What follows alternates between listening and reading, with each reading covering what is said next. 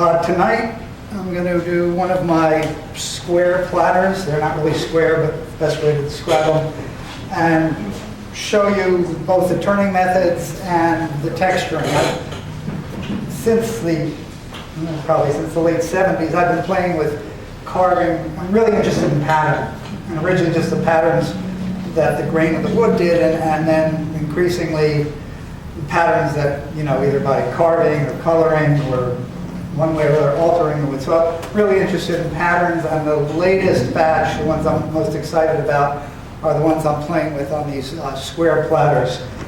I'm going to start in a minute, and I'll show you some pictures, about 5 minutes worth of pictures, because the piece I'll do tonight is going to be a bit of a sampler. I'll turn the piece, showing you how I turn it, and then do maybe 4 or 5 different textures just to show you, some of the ways you can work. So let's go right to the pictures here.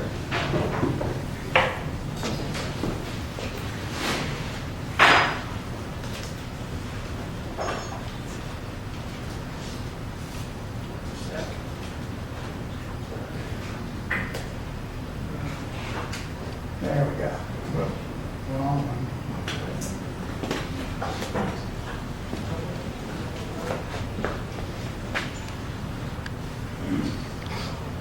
Okay, this was in the mid-'80s, I guess '84, I started doing some pieces like this. This wasn't a really big piece, but it was the first piece where I thought of the rim. I made a really wide rim bowl and started carving, adding pattern, and was adding movement to the bowl. So that sort of got me started on a lot of things. So I did a series of those. This was a big one. This is a big leaf maple burl, West Coast maple burl. That's about 2 feet in diameter. And then in the '90s, I started doing patterns in a different way. So painting. This is the sort of piece we'll be doing on Saturday in the hands-on class. I did a whole series like that. And this is a ceramic piece. Years ago, I subscribed to Ceramics Monthly, figuring the potters had been at it for a really long time, both in terms of form and patterns and textures. So occasionally I'll look through the old back issues, and this piece intrigued me. I didn't want to copy it, but there was just something, it seemed like a really powerful piece.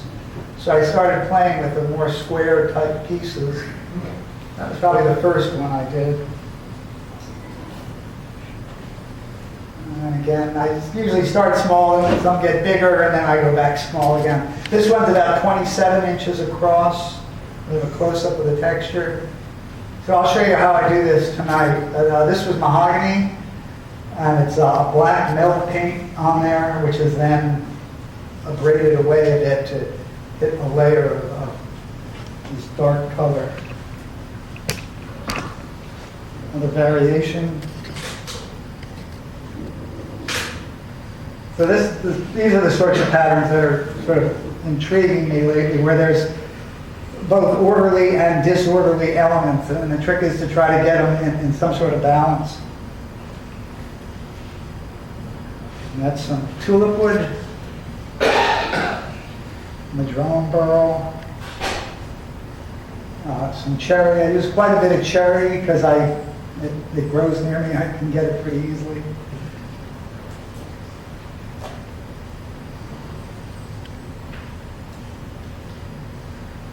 And these are the only sort of hollow pieces I do. And I hollow out under there because the pieces seem to call for it.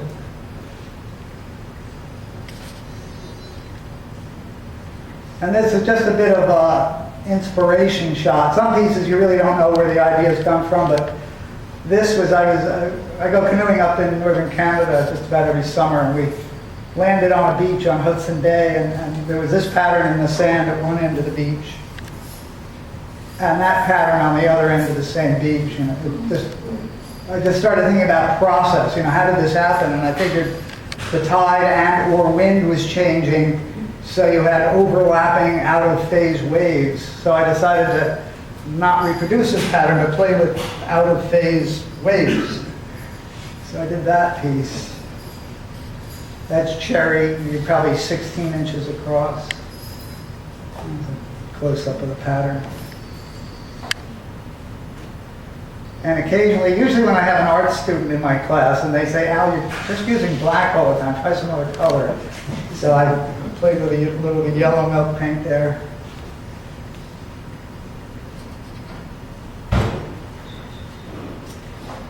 A lot of wave patterns in my work.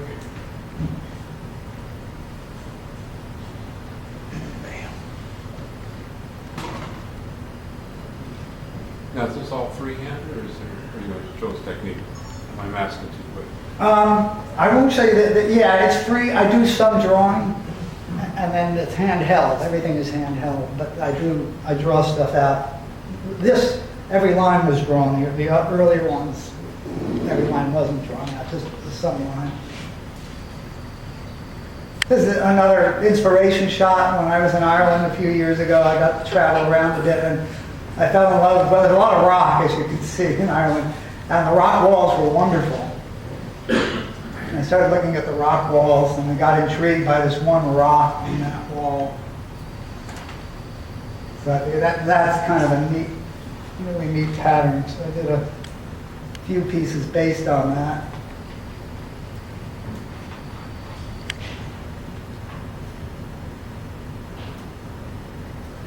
Okay.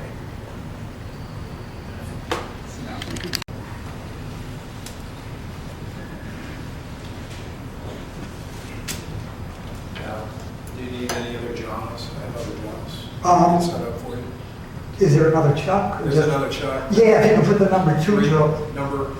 Number 2 jaws on another chuck. Yes, Okay. great. Okay, so what I've got here is a dry piece of maple.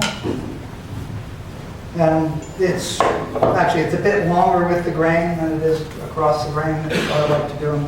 If you noticed in the pictures, none of the edges are truly straight. I like to curve them a bit. So I'll start like this and then shape it after it's all turned. I'm going to start by mounting this piece. I've got a hole drilled in the middle. I'm going to mount it on a screw center on the chuck. Turn the back of it and then flip it around. I'm going to use the smaller jaws to grab the foot and hollow it out. Then I'll show you how I mark it and carve it. A few words about safety before I begin, because I've been doing a lot of teaching lately, and it's a great way to see a lot of accidents happen. So you sort of get to see, what goes wrong and how often. So the biggest thing and the most dangerous thing is mounting a piece on the lathe and hitting the on switch and not realizing that the lathe is way too fast for what you're putting on. And I've seen it happen time and again in classes, and it can get quite dangerous. The lathe starts revving up, and you're scared to go near the switch. You step back, and eventually the piece flies off, smashes into the ceiling, and you hope it doesn't hit somebody on the way down. People have been killed that way. So watch the speed. When I got here, I checked. This is on the middle pulley of this lathe, which means the top speed's going to be about 1,800 RPM. And I won't go to the top speed, but that's okay for this. So watch that. The other big one is wear a face shield. I have a lot of friends, professional turners, accomplished turners, who don't wear face shields, and it always scares me a bit. Yes? I believe the knob on the speed control here is not accurate, meaning I think it's broken. Right. So don't rely on that. Right, yeah. Right. Thank you. Okay. Yeah, I noticed that. I always check things out. Thank you. Anyway, I've seen it from me, I've seen it from people in classes. Things happen even if you don't make mistakes. And most of us make mistakes occasionally, and bowls fly off. I wasn't wearing my face shield about 7 years ago, and a bowl came apart, I don't know why. Knocked me to the floor. I wake up and you see a little puddle of blood on the floor, and it's really, you start exploring and see it. And I was lucky, I just needed some stitches right here. My friend Dave Lancaster from Maine, there was an article about it, I had pictures of him in the American Woodturner, where he got hit, same eerily similar 12-inch diameter cherry bowl. He reached to get sandpaper, reached back, bang, bowl exploded in his face and he looked like he'd been in a car wreck. So face shields are real important. Okay, I'll talk about mounting. I'm going to mount this piece to start on a screw center. This is the woodworm screw. This is the one that comes with the one-way chuck.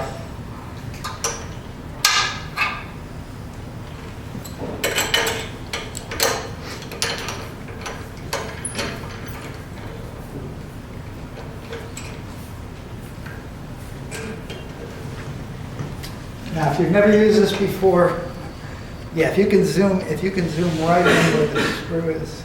Oh, good.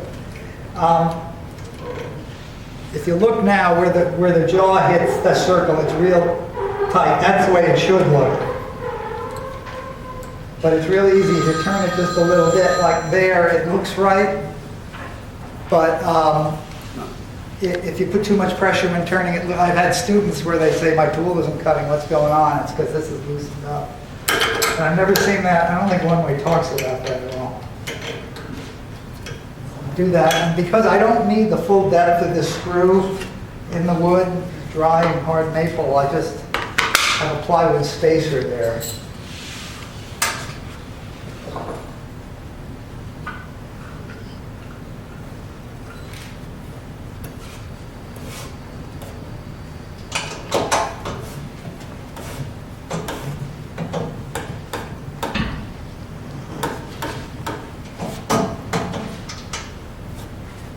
And you'll see, I use the tailstock a lot. At home, I have an extra long bed just so I can get this out of the way. You'll see me taking this out all the time so I don't hit my elbow. But this, I mean, it's not absolutely necessary for turning it, but it helps steady things quite a bit. It's safer also. One thing I didn't mention, we was talking about, I'm going to flip this around and grab it with the smaller jaws.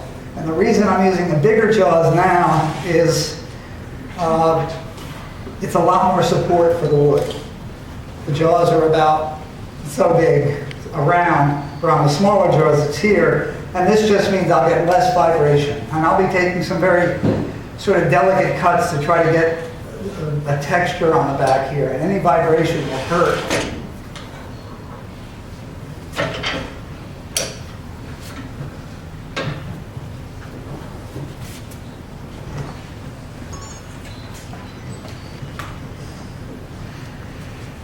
So feel free to ask questions as I'm working.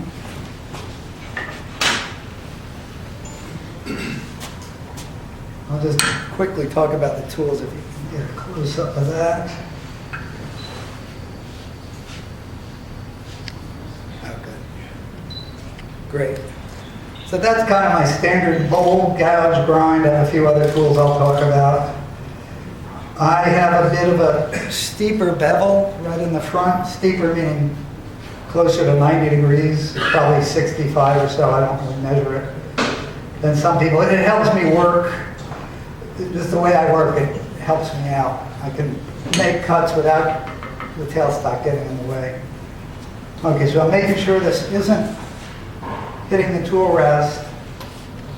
Got a relatively low speed.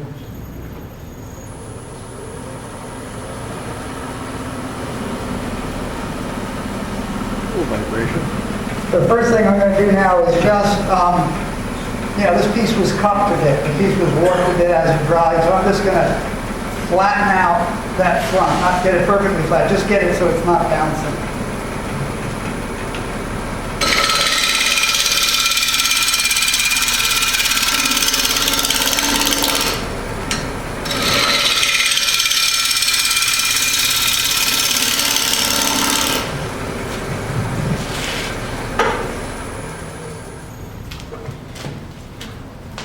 That'll just make it easier.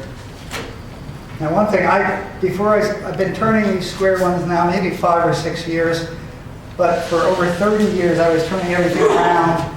I was kind of used to reaching out and touching pieces as they turn. So when I do these pieces, I really, in the back of my mind is always, be careful, keep your hands away.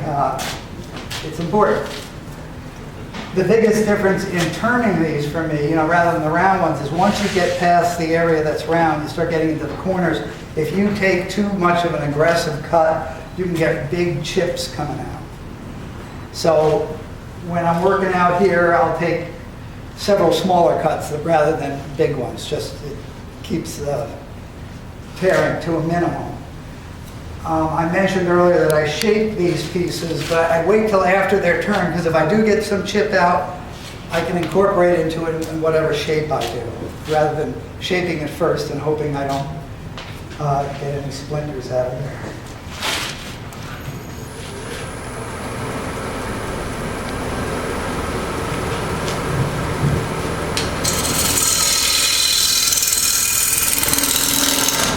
You'll see me going like this a lot. It's when I go here, I can actually see the profile. It's hard to see from back here, so I'll keep looking.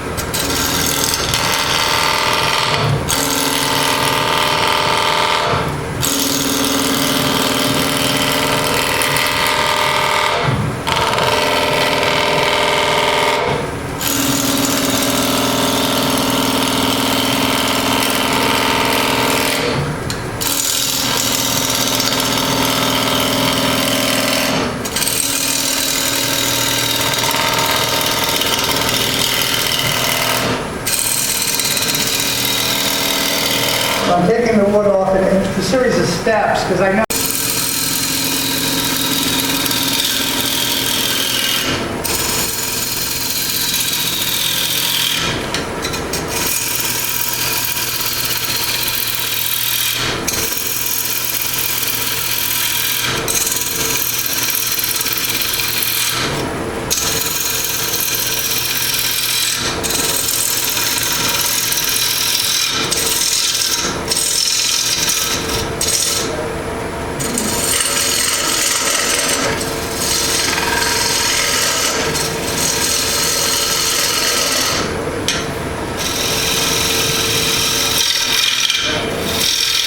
if you notice, I'm bracing the tool handle against my body, so I'm not just using my arms and wrist, I'm using a lot more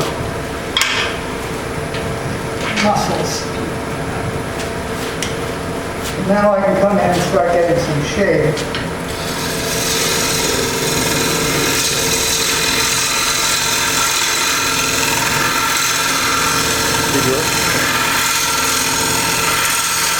Move in if you're done.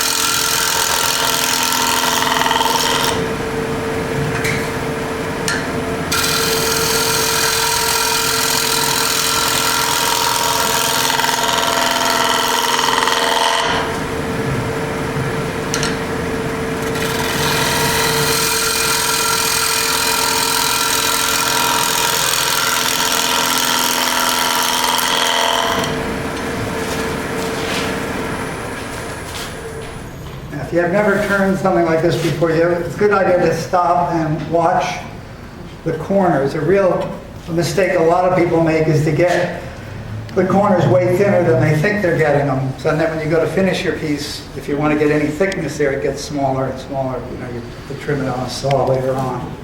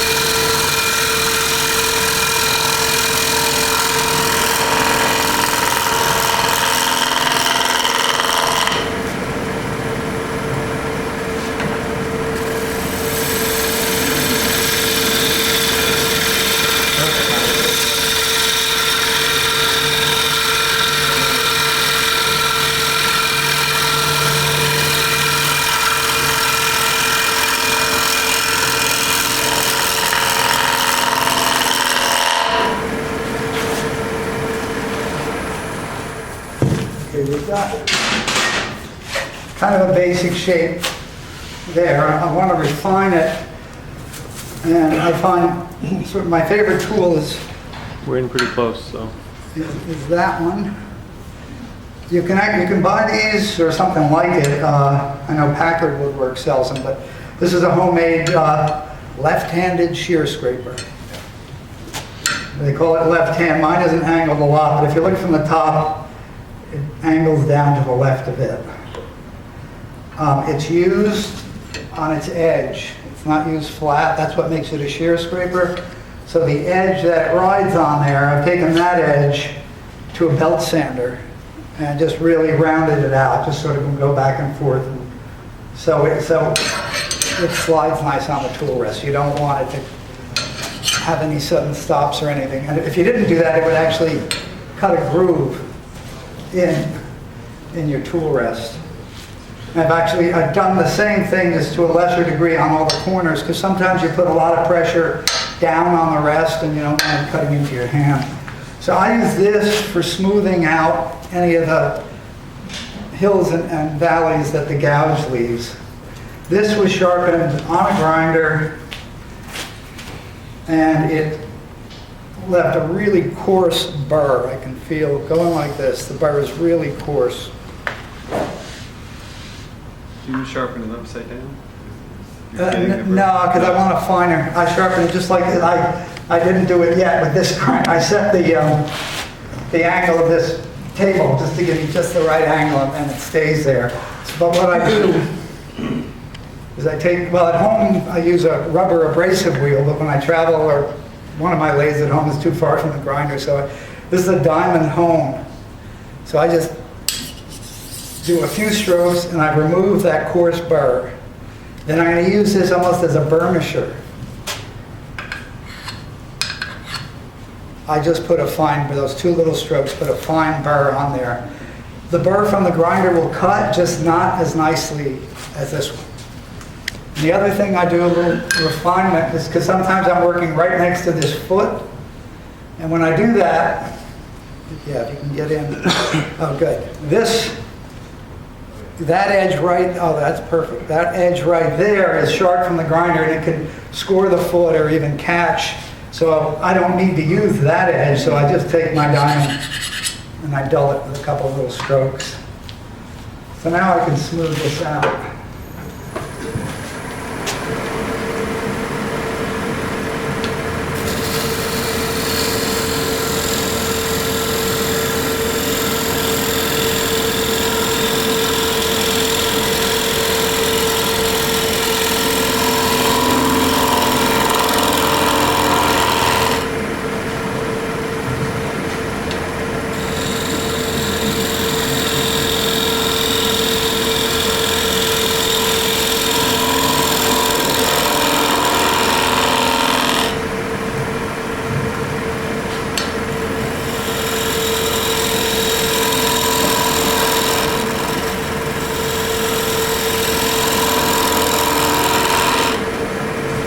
This isn't used for heavy shaping. It's just meant to take these really, really light shavings. And it does a pretty good job of taking out the lines that the gouge left. And one thing, I'm going to then put some textures on the back here. But one thing that I really emphasize is you really want the shape, even though I'm going to do some texturing, the shape underneath it has to be right. The curve has to be just the way you want it, because it will show through whatever texture. If you're coloring or carving, the shape will show through. So try to get it right. And now with the lathe stop, I can feel it, and feel it needs a little work out here. No. Yeah. The two corners that tend to tear out a little bit. Yeah. When do you deal with them? At the end? Yeah, I deal with them at the end. Because I do some shaping here, I deal with them right at the end. Can you say something about your shape? It looks kind of convex from back here. It's convex on the back side? It's a bit of an OG. Okay. It's a bit of a convex, and I wanted to get slightly concave, and it isn't yet out here. It's a little convex out here, which I don't want it to be. I'm just going to have it just slightly concave or almost straight.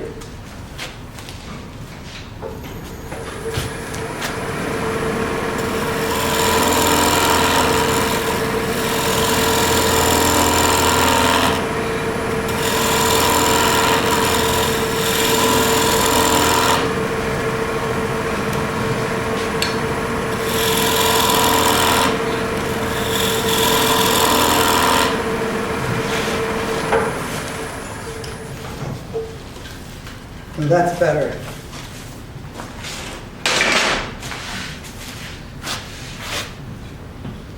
Well, maybe I'll do a few different textures. I'll do one and erase it and then show you another one. So related but different textures. This is another homemade tool. It's a smaller version of what I just used for smoothing, but it's got a little bit more of a nose to it, a little bit more convex. And you can play with that depending on how deep. I'm going to make some coves, very shallow coves with this. If you want to make deeper coves, you would make it a little bit more rounded. This again is used as a shear scraper. You don't just push it in.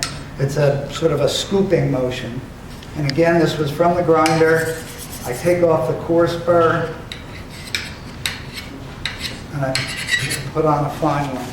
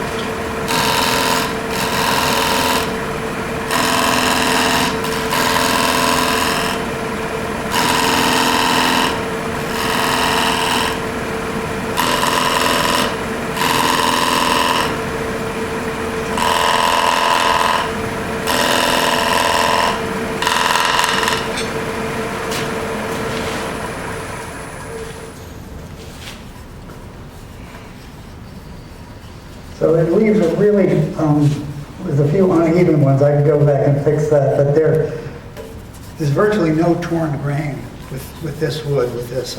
You don't have to sand these at all. Maybe a little Scotch-Brite on them or something. I'm going to erase that and do a different texture.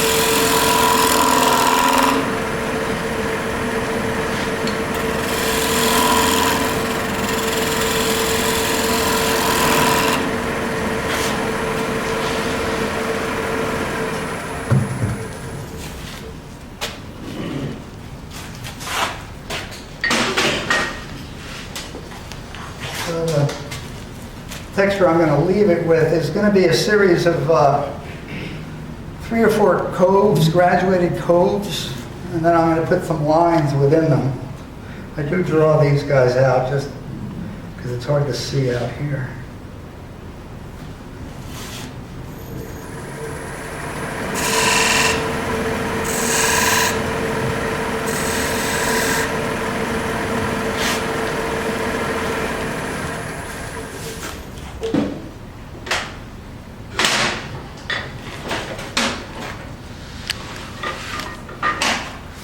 So I'm going to use the same tool I just used for those smaller coves. I'm going to use it in 2 different ways. What happened was I decided to do this once, just to see what it looked like.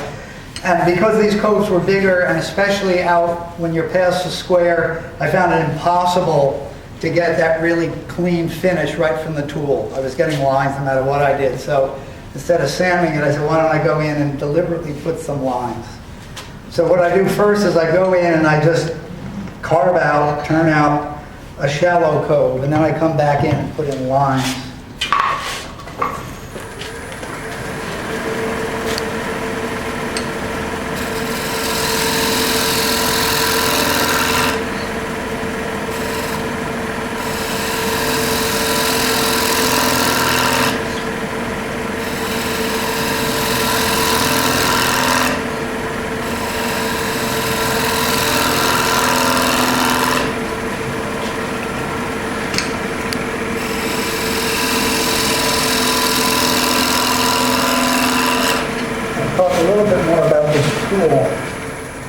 Both this and the other shear scraper, they're fun, they're fairly user-friendly. There are a few danger points with them, if you've never used one. The main thing you really want to think about is this tool, it's not a bevel. We're always talking about rubbing the bevel with the gouges. This one, you don't want to go anywhere near the bevel. If you start rubbing the bevel, getting close to something like that, you can get a really horrendous catch that'll send the tool flying and the bowl flying. So if you watch when I'm doing it, I'm always leading. The handle's always first, the bevel's away. And that's important. You have to think about that, because if you're coming up the side of the bowl, which I do sometimes, it's easy to start nice and safe, and then as you come up and around here, if you don't swing the handle, you get in a dangerous position. The other, it's not a danger point with this, but the other thing to think about is the angle. If you, yeah, get a bit closer. So if you hold this perfectly flat, it's a scraper. And that means you have more leveling power. When it's flat on the rest, it's real easy to get the exact curve that you want, but it tears the wood more. As you lift it up, tilt it up, that edge is getting to be sort of a sharper and sharper angle in relation to the wood. So the more you turn it up, the cleaner the cut, but the harder it is to get the good curve. So that's what you're playing with. So I'll do another cut. So I'll show you that you can see the difference in shavings. Yeah. Question. Yes. Tom Myers wants to know why you don't use a small gouge to do that. This is nice. For me, this works a lot better than a gouge. A gouge, I've found with some of the woods I use, the gouge sometimes will tend to lift the grain. It can be, I've done it with a gouge. I just find this has much finer control for me. But you can do it with a gouge. It's, again, I do find sometimes the gouges will lift the grain more. So I'll do another cut, and I sort of carved this out at a fairly low angle.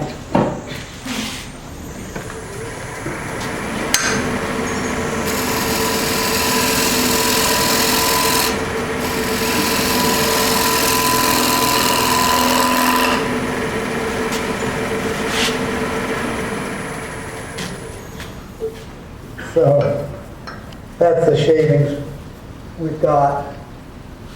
Now I'll come back at a higher angle and put the lines in it and get much finer shavings.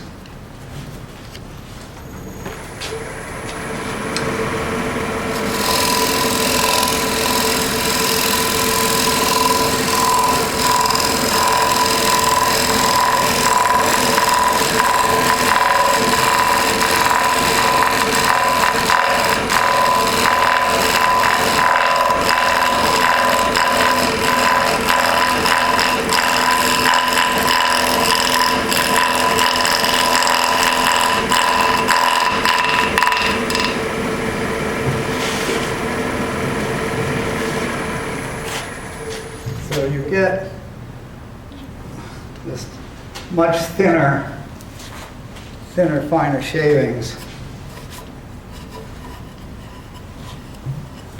Okay. I messed up right there.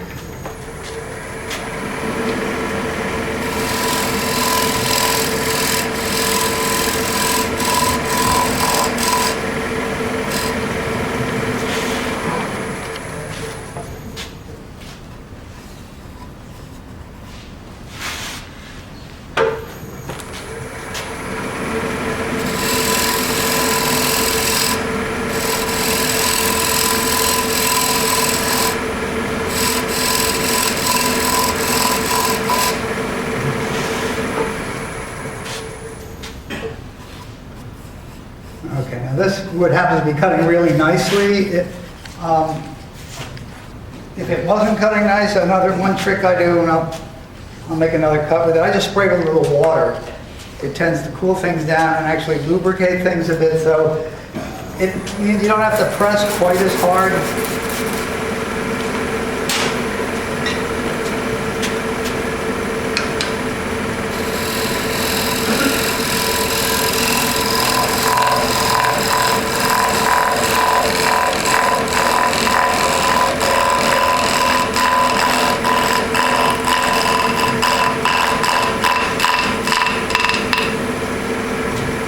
Now I'm going to carve out the next one.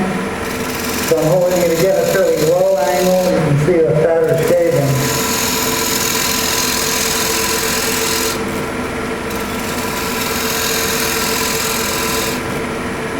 Then I'll come back at the higher angle.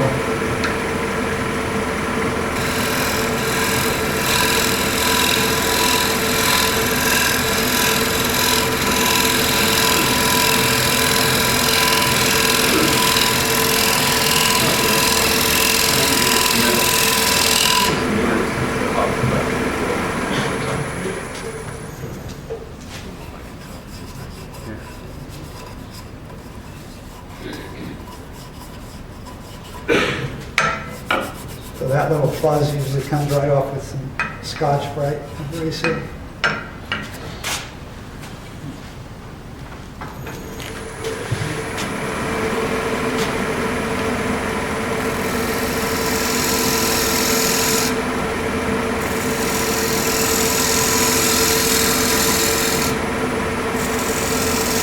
So again, a low angle to carve and then a higher angle.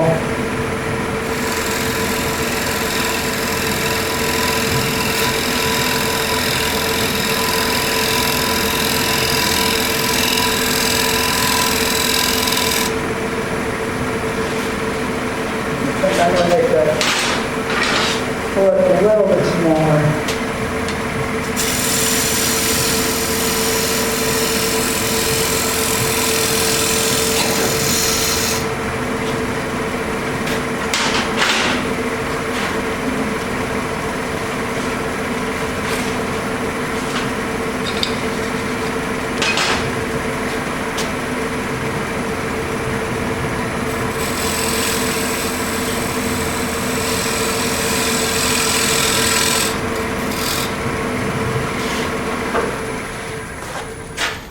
Now normally, and I'm not sure if we've got normally I would put this on a vacuum after the whole piece is done and blend that foot in with the curve and put another cove or two back there. If we have the time and equipment, we'll do that tonight. So now I'm ready to turn this around. Now what time do we have here? 10 of 8. So we can break now or in 10 or 15 if you like. Why don't we break now? It's just a convenient time. So before okay. Just make sure this will fit.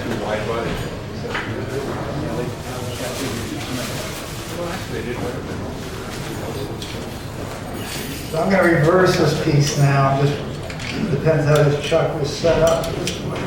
Fit or not.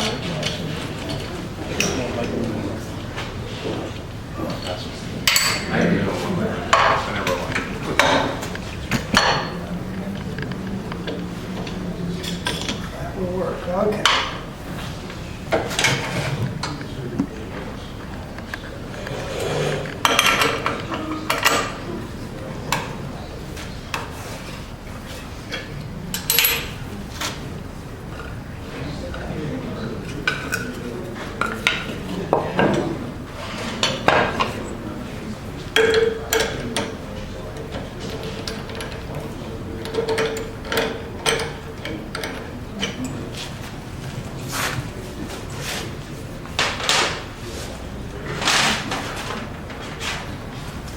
So I'm just switching chucks around here. So I use the big jaws again just to give me more steadiness. Again, for extra support and safety, I'm going to bring up the tailstock.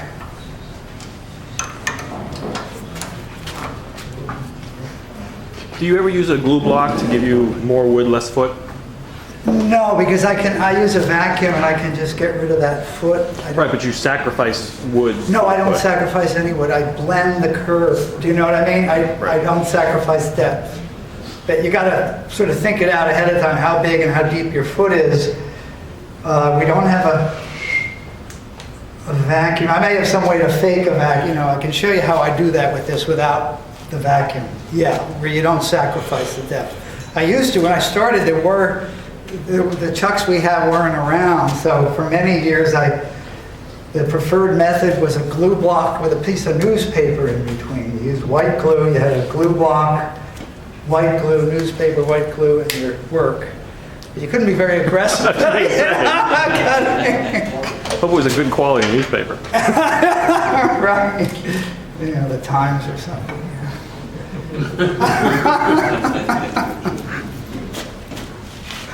Okay, so spinning it to make sure it's not hitting, I slowed the speed down a bit, start a bit slow and speed it up. Yeah, it looks like, I'm looking to see it's running pretty true. So again, first thing I'm going to do is try to level that front. You know, the piece was warped a bit, so I'm just going to trim that front down a little bit.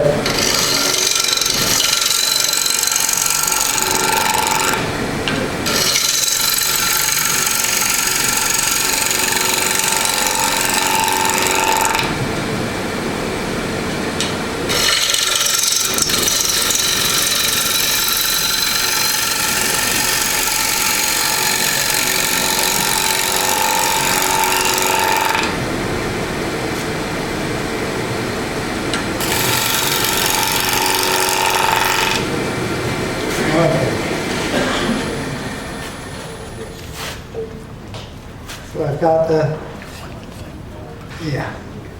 So the warp is gone. Is that out of your way? Yep, I'm fine. So now I want the basic thing, the rule that works with virtually every piece I do, you know, unless it's a really heavy piece all the way through, is start doing the hollowing, the finishing from the outside in, leaving as much wood in the middle. It's a really basic rule, and it's incredibly important, because if you don't do it, it makes things 10 times more difficult. And I see people struggling with it all the time. So first thing I do is get that edge thickness that I want, and then I'll just slowly work my way in. And with a piece like this, I try to get it fairly even most of the way. I let them get heavier towards the middle, because the outside and inside shapes are different. To me, just sort of as a psychological crutch, it's really scary to sort of come out from here and push into these square corners, because it just doesn't seem right to me. What I do to help me out is that I'll start by having my gouge with the bevel rubbing here. Turn the lathe on, I'm not cutting, but I'll move the tool backwards, but I can see the bevel, so the bevel's on there. And you can hear, once I get out by the corners, you hear the clicking. When the clicking stops, I know I'm at the edge. I adjust the angle in a bit and push in to try to get my rim thickness.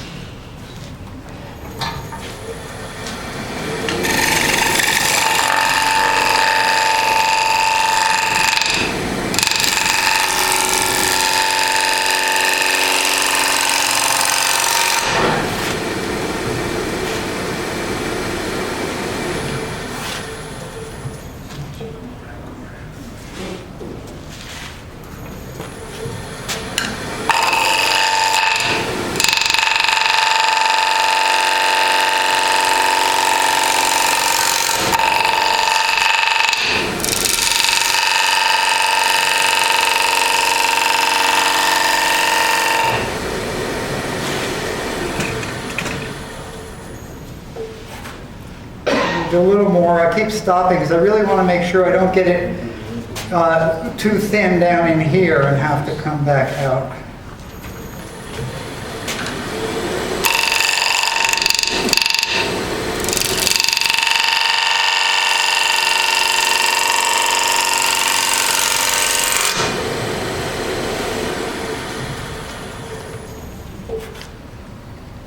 pretty much how I want it.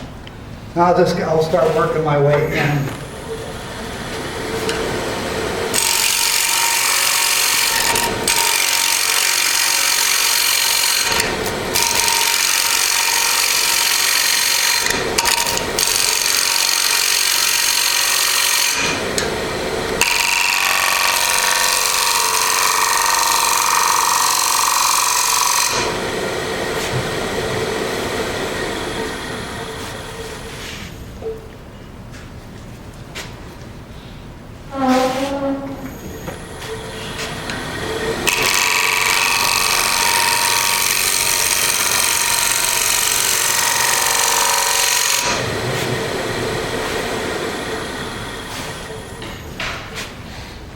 That's not bad. I'm shooting for trying to get a fairly even thickness.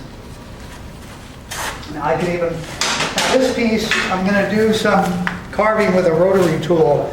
It's going to be fairly deep, not very delicate, so I need a good contour, but I don't need a perfect surface. I'm going to try to get away without doing any sanding out here before doing the carving. I'm going to refine the shape a bit with my shear scraper. I'm going to use the water, just taking really light cuts.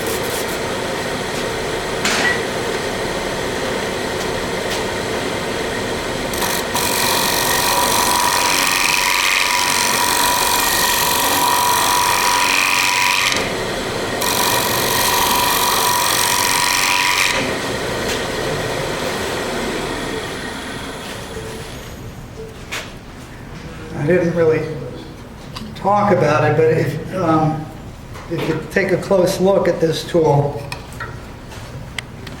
the front face is a little bit convex, and that helps me when I'm inside a shallow convex curve like this, because you don't want the corners to hit. So just having that little bit of convexity helps me fit inside there.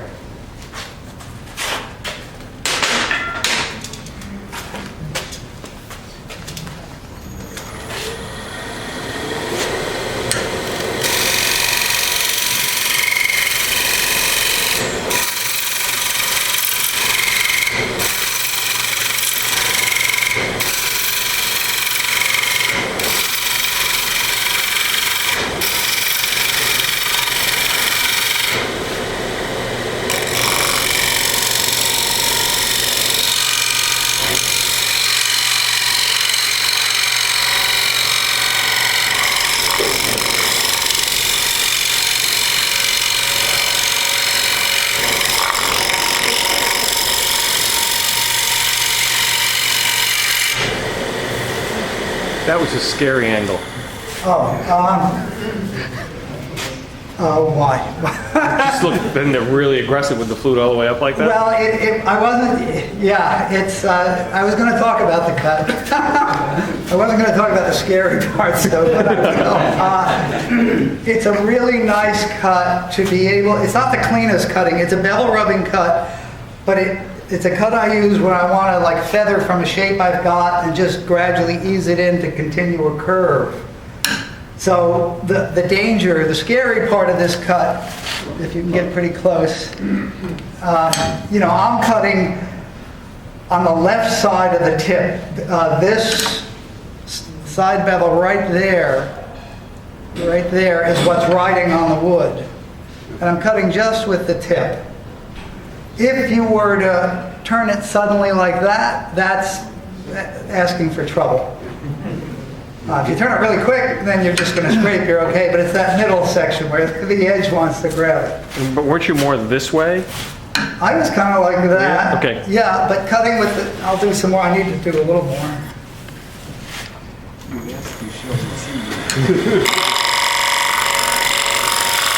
So you see where the cut, I don't know if you can see it. Oh, we can see it.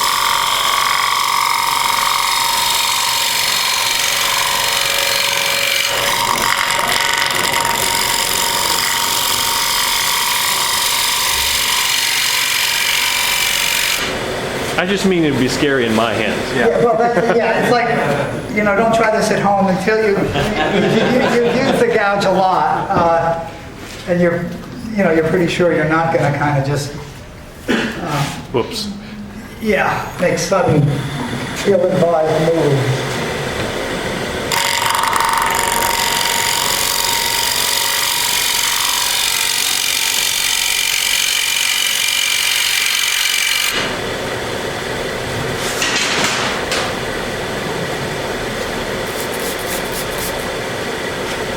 Just going back to my shear scraper.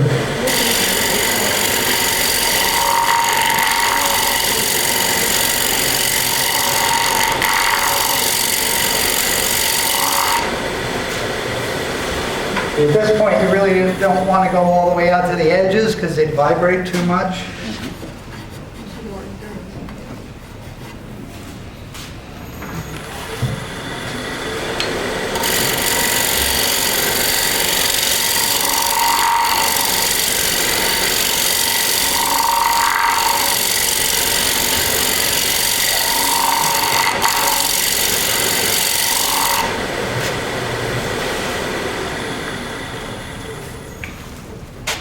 Now, on your smaller shear scraper, when you were putting the grooves in, Yeah, you were getting very close to vertical. I mean, right. right? Yes.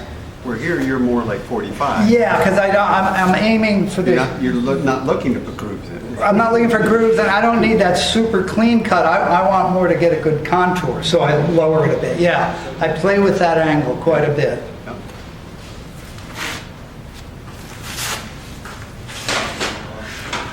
So I'm just slowly working my way in. You know, typically when I teach this, and I have students who never turned pieces like that before, they'll get to this point and realize they're like super thin down here, and they'll say, "Can we go out here? Al, can you take a cut out here to thin that down and match it?" And I've tried it. It's really difficult because things are moving around too much.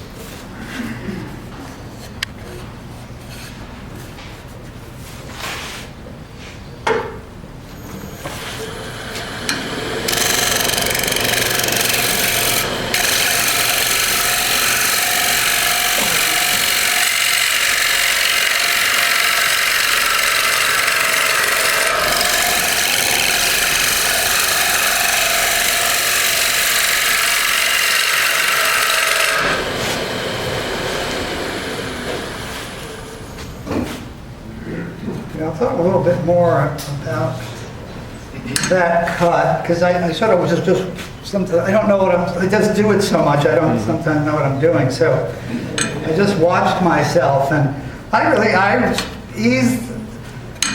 sort of started on the heel of the bevel with nothing touching, eased it in until that bevel was just about rubbing but not cutting, and then just move the handle out the slightest bit to start the cut happening. So I'm going to the bevel, I'm moving in, I can see it now, I just adjust that angle.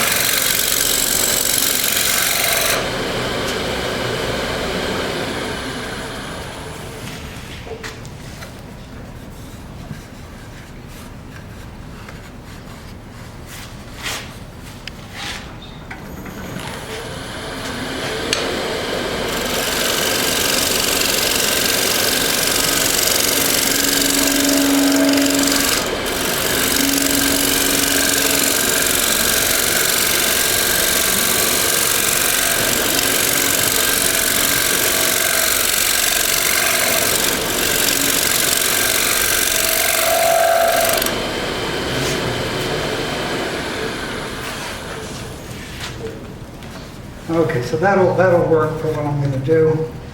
Now I can kind of just rough out a little bowl inside there.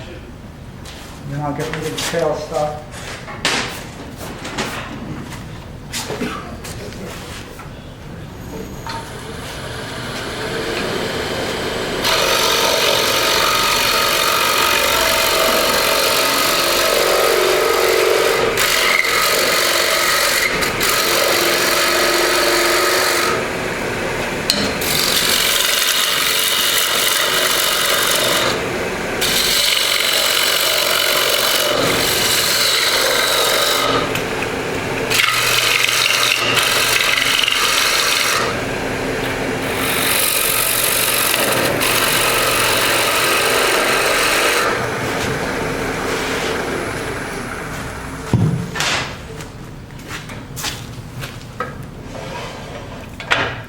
Coming off? No, I'm just trying to get it out of my way as much as I can.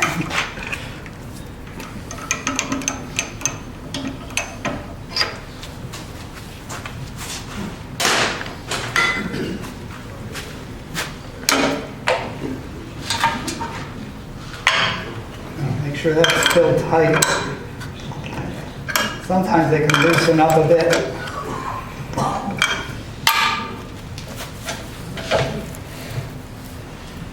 This, you'll be a little awkward.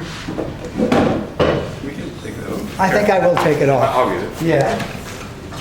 I'm gonna have to put it back on after, yeah, because I'm used to having room to swing my hand, thank you.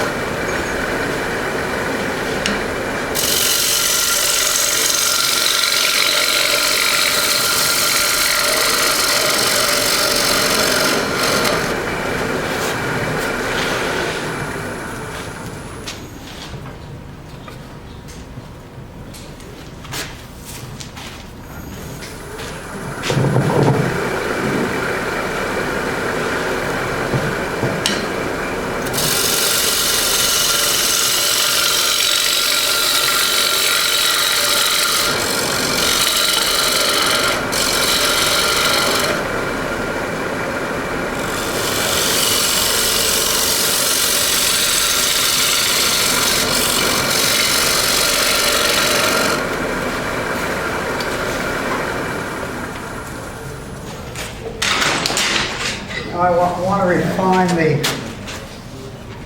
the shape of that bowl a bit. So this is another little homemade tool. This started out as a 3/8 inch diameter bowl gouge, and I just put sort of a rounded bevel on it. I put several bevels, but it's approximating a rounded bevel. And it's just to take the final cleanup cuts.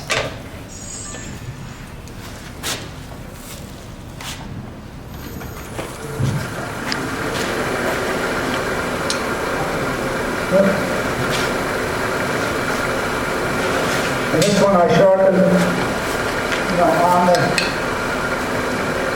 platform, and I do take I wanted to cut as cleanly and easily as possible, so I'm just taking the burr out of there with my diamond.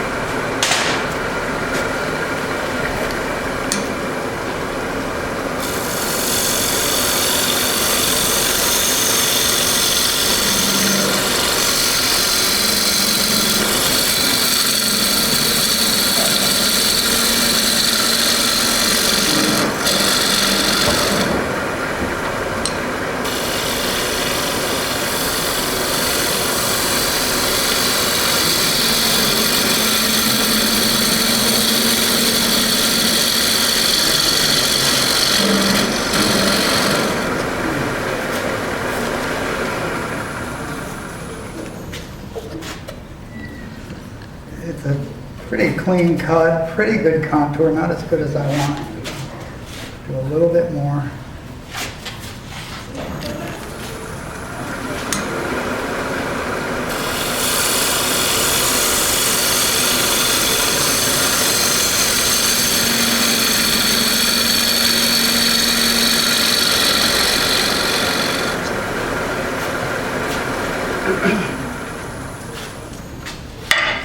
So that, it's a really nice curve. Tiny little thing in the middle, but I'm going to take care of that.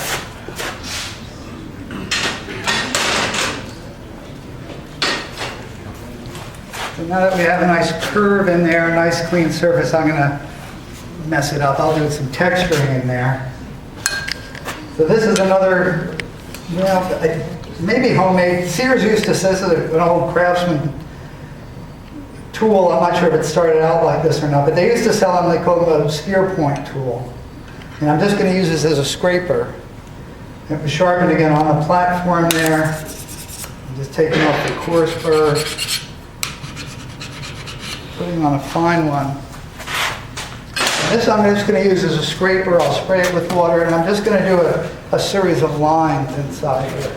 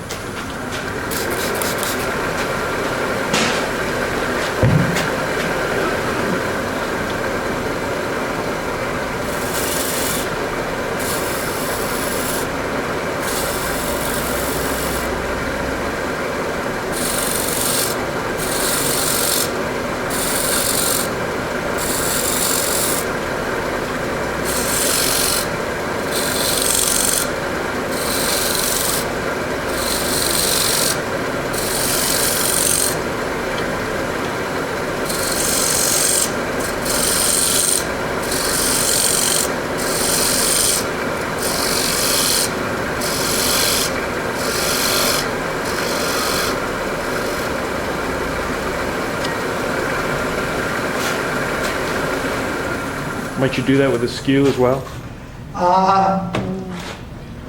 It would be different and more dangerous. Now that's asking, to me, the skew in there, if you tilt that a little bit wrong. This one, you can do almost anything, because I had it at a slight handle up angle, so it's not really, it doesn't want to catch. It might make too big of a groove, but it doesn't really want to catch.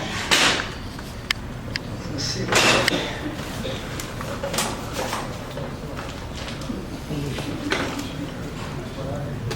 One thing I do in here, I had sort of a interesting find. You have a little fuzz. So I took some Scotch-Brite. Now this piece is going to be painted, so I'm not worried about color. You know, the Scotch-Brite might leave a little color in there. And I am going to put my hand, I'm not going to touch out here at all, but I'm going to steady one hand with the other and just go in here to get rid of the fuzz.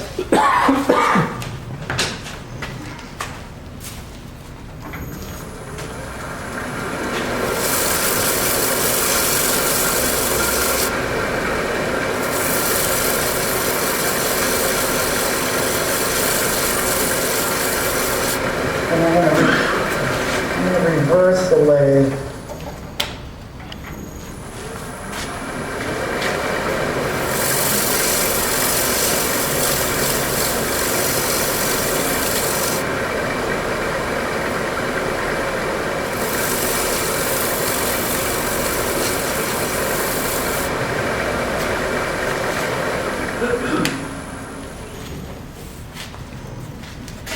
Okay, and a little green in there, but you'll never notice it when it's painted.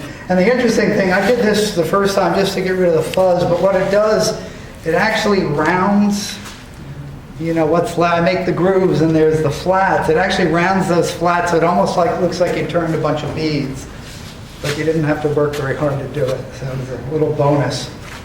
And the last thing before marking out for carving, with most of these pieces, I like to have some sort of groove here, both as a way, you know, both aesthetically, you know, visually, aesthetically, as a place for the carving to stop, and also physically, so the carving doesn't overlap into the bowl. So the same tool I used to make the little lines, I'm going to use it to make a bigger groove. And I'm just going to use it as a scraper to start with.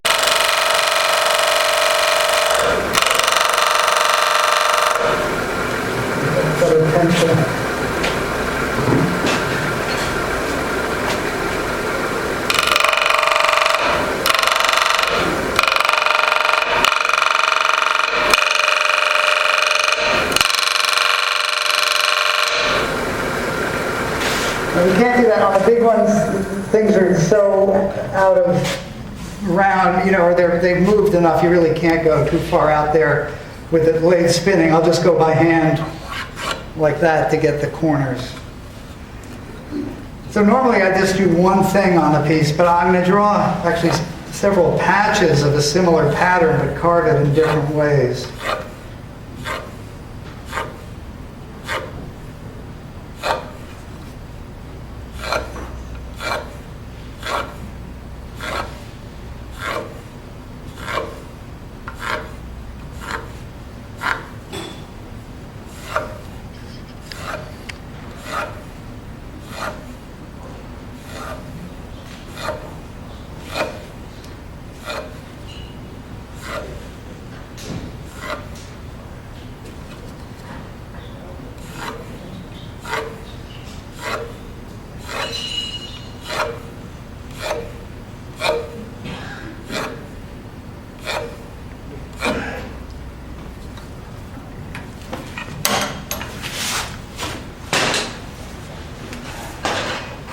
Okay, again, at this point, I would put it on a vacuum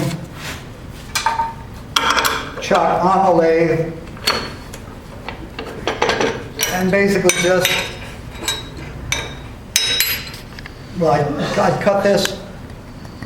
This would be hollowed, you know, on the vacuum, I'd actually hollow this out a bit, and then just start cutting from here on out, and round that in, blend it in with the shape, so I'm not really losing any depth. And then for carving, here I'm just going to rest it, but I have a few of these at home. This is just a homemade, it's a vacuum chuck to hold things not on the lathe. And if you have a vacuum pump around, it's nice. And actually this is just for traveling.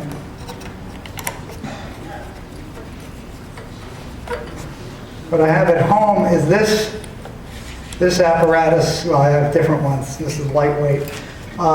Is mounted on a carver's vise, so I don't have to bend over working this way. I can tilt it up. So you know, this whole thing, the vacuum is mounted on a ball joint basically, so I can tilt it, and it's really nice. But I don't need it to do this kind of carving. We do want the light and angle of it.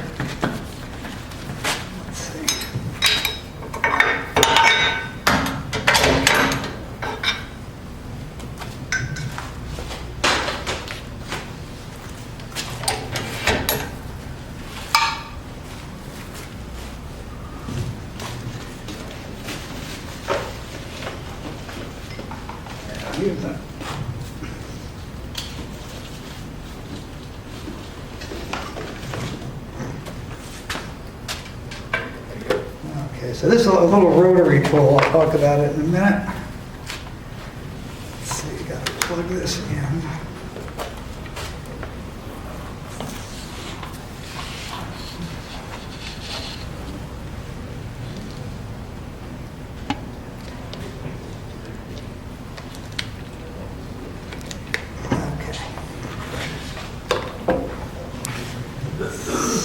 This, the generic name for this kind of tool is micromotor.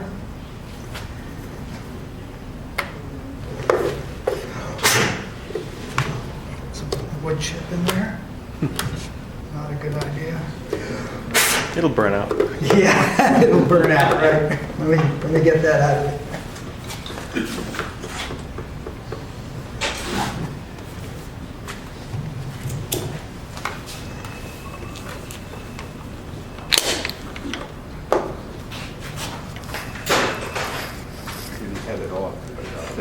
Yeah. We'd like to have him back someday. Okay. So basically, this is, it's like a fancy Dremel.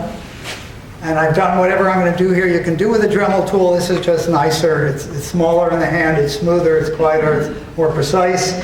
It's very, well, the Dremel just has a regular cord, but as compared to like a flexible shaft machine, this is way more flexible. What it isn't for is for hogging out, taking lots of wood out. It's just, they're not made for that. But for this, for texturing, I use this a lot.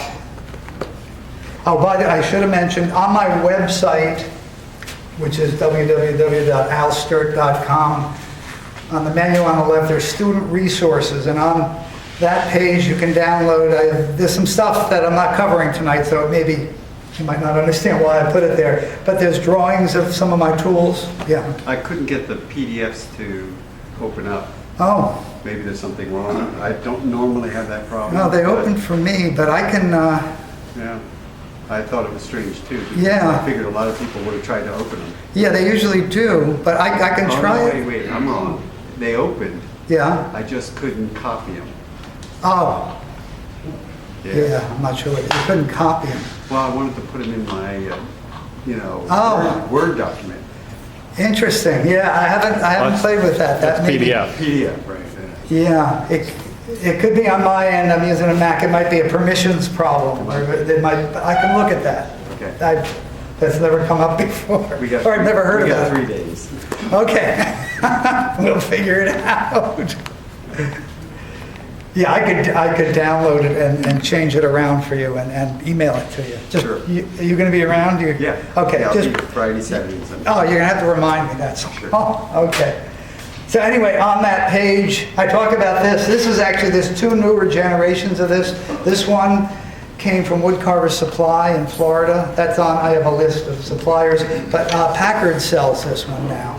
It's actually the newer one, which has actually dropped the price. And I haven't used the new one, but people tell me it's really nice. So I'm gonna use, sort of my favorite bit is this one. I'll use a few of them. I'm going to hurry. Well, we don't have to finish exactly at 9 because we're not going to anyway. So, We don't now. so these are made, a friend of mine, Don Hines, makes these Creative Technologies. They're very expensive. They are. Yeah, but they're good. Rotary chisels, yeah. So this one, oh good, this is a, well, that's pretty good. That's the Yeah. chisel. It's got a flat edge. This is a gouge, slightly curved edge. This is sort of a, you can see it like a V point, makes a deep groove. This is the same except the 3 points are in different planes. And it's kind of, I use a bunch of them, but I mean, I use all 4 for different things. I use this one mostly, the 3 point where they're not in the same plane.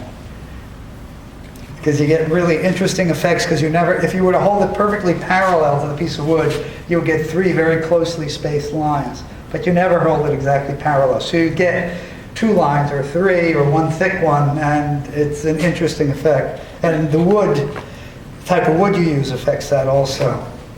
One of the nice things about this tool for changing bits is just snap open, snap close.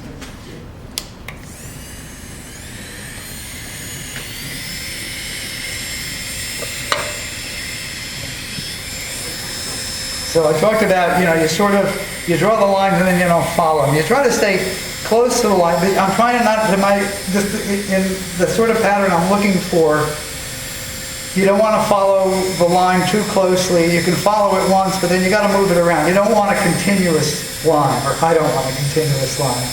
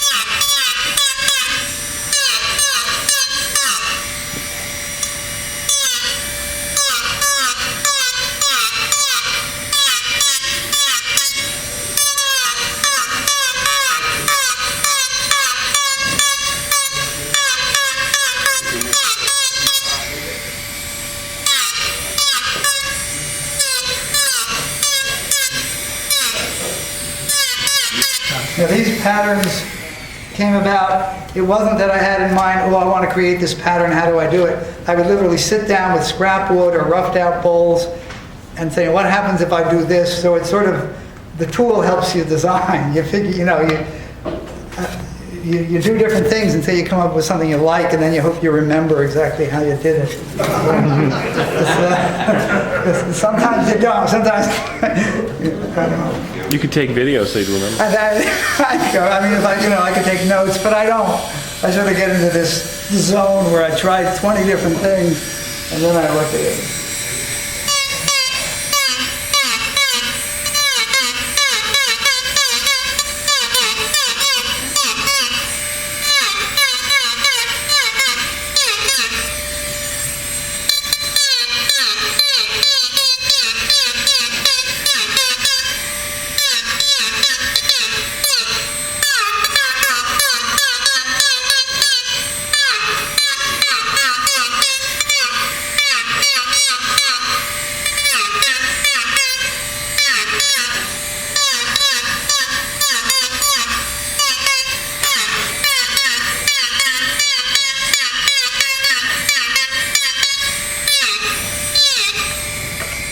That's the same cutter you were using the other direction, right? Yes. You changed cutter. Yeah, I didn't change the cutter. Now these, this will work, this will be okay. What I discovered with these, I never get it right the first time. It's really kind of hard to see. I play with the light, but you sort of do it till you think it looks okay, and then you'll see I'll clean it up a bit and then paint it, and then start abrading, and that's when you see what it really looks like. And I usually have to go back and touch up some spots. So now I'm going to do the same thing, like over here, but using the chisel bit. And to me, it's just a very different, same family of pattern, but it really just has a different feel to it.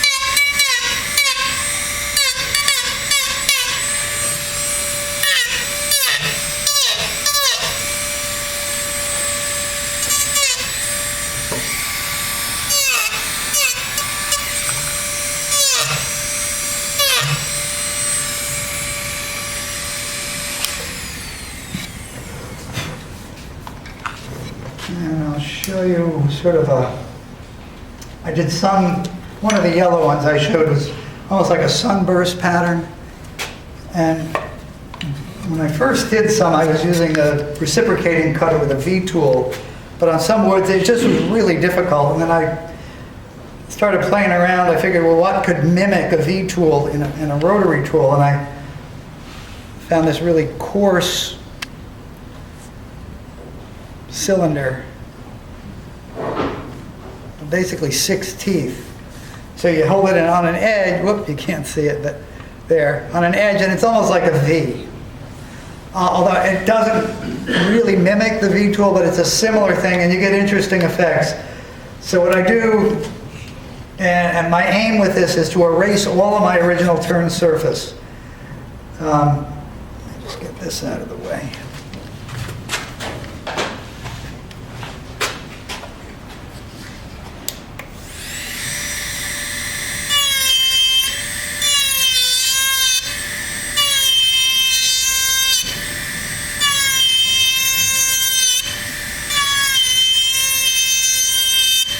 So I'm following the lines here. And it's not too bad. Does it want to walk? Yeah, it wants to walk a little, but what happens now when I try to fill in, it really wants to walk, and it does, and that makes an interesting pattern. So you meant for it to walk. Yeah. Well, yeah, I mean, I'm using methods that don't allow me to be ultra precise. I mean, there are limits to it, but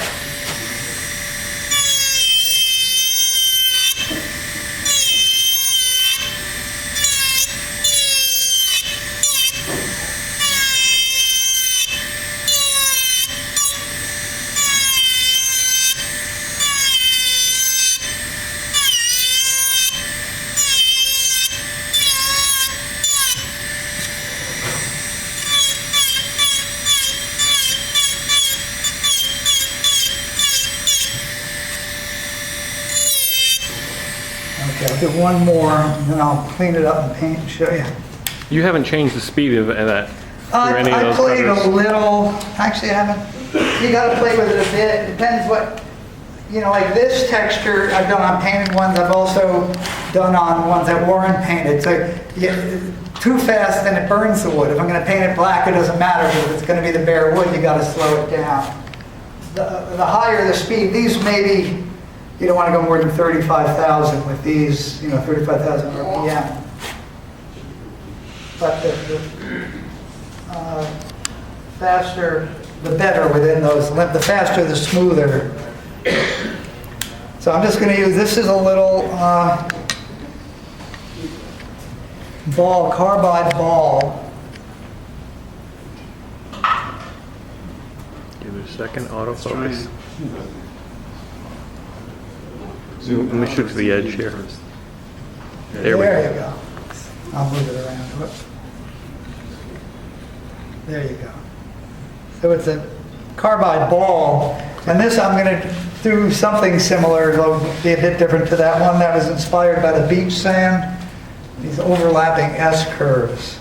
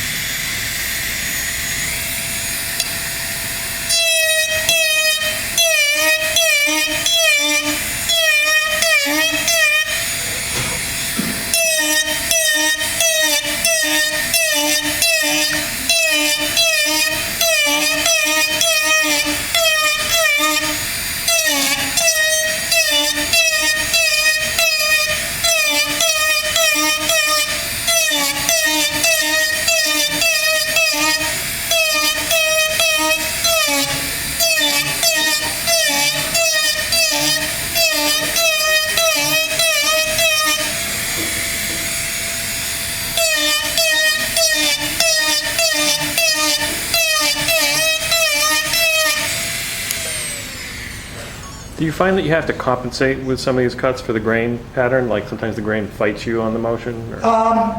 You don't compensate, you just get different results. Well, I guess it's sort of I mean, the pressure, it all changes with the wood. This is sugar maple, hard maple, so it cuts quite a bit differently than like my cherry, which is nice and dense, but nowhere near as hard as this. Now, you can clean it up various ways. You can use that Scotch-Brite. Sort of one of the nicer ways is using these. It's a radial bristle brush. It's actually 3 brushes mounted on a mandrel. These are 3M radial bristle brushes. A lot of the wood catalogs have them. But if you go to the jeweler's catalogs, they're much cheaper. So.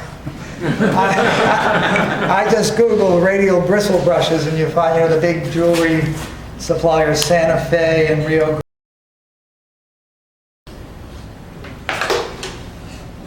cases, where the paint separates when it dries, usually I go in there with a tiny brush, but we don't have time. But if you can, now you do the abrading, and then now is when you start seeing the pattern showing up.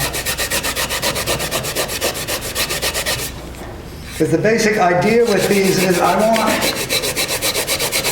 the pattern I want your eye to be drawn to is what's left. I don't want you to look at the grooves. I want you to look at what's left after I carve the grooves. And the fact that when you go over with the abrasive, the Scotch-Brite, you're polishing the flats, but not the grooves. So the grooves are duller, so your eye goes to the shinier spots. And you can get some idea of the pattern. We'll go see what the others look like.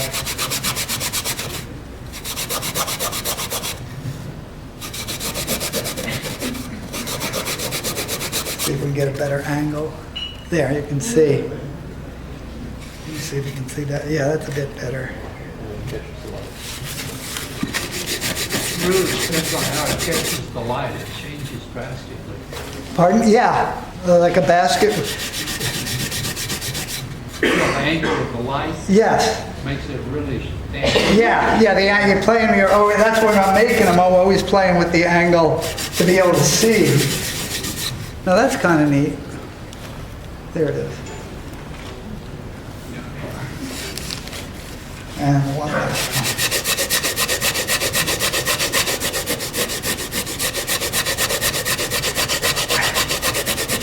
And this too, this is done the same as this, but a very different effect.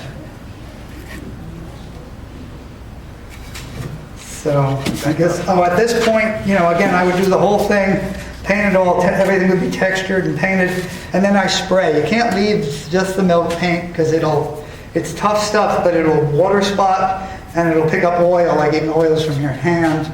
So I spray it, I use a matte lacquer from a spray can and to coat it so it doesn't get stained. So I'll have this up here if you want to take a look, but I think we're going to call it an evening now. Thank you.